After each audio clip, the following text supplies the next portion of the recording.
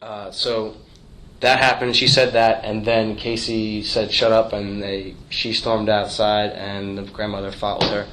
And grandmother ever mentioned the child at that point? no. That was she said she yelled at Casey, made that comment to me, and they both walked out the door. Then I was in the dark for about 2 hours, and I figured it was around 8 o'clock, a little bit after 8 o'clock, because I remember I started watching the All-Star game, and I was worried, and I went to go text Casey, and then realized because her phone went off that her phone was still at my place. So I checked her phone to find Amy's number because I saw Amy there, and I called up Amy to find out what was going on between the two. I guess the three of them were. I thought it was just between the mom and Casey, and then she told me that she took money from her through her checkbook.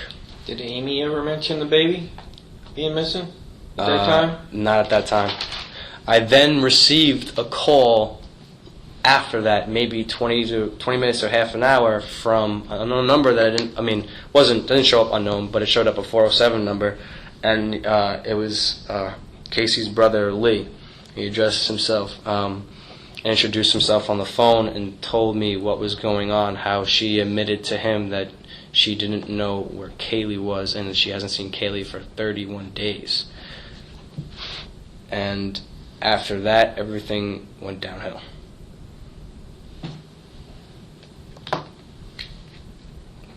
And you haven't seen Casey face to face since? I haven't seen her since the altercations she had with her mother at my apartment.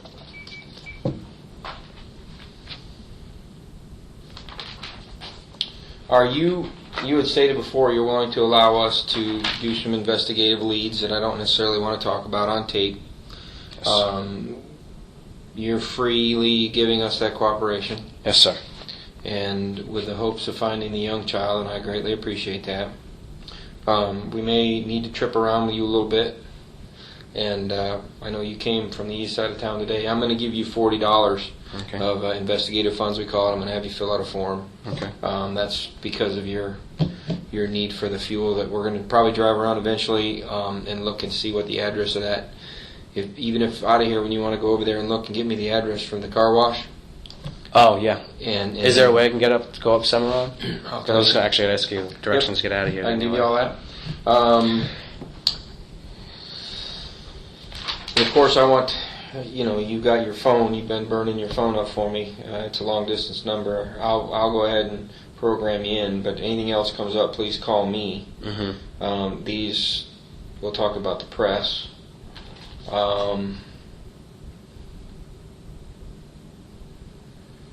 Do you have any questions of me so far? No. Can you raise your right hand for me? Do you swear that the information that you gave today is true? Yes, sir. Is it freely given? Yes. And you swear and affirm? Yes. Okay, and it is currently 5:46 p.m. Interview.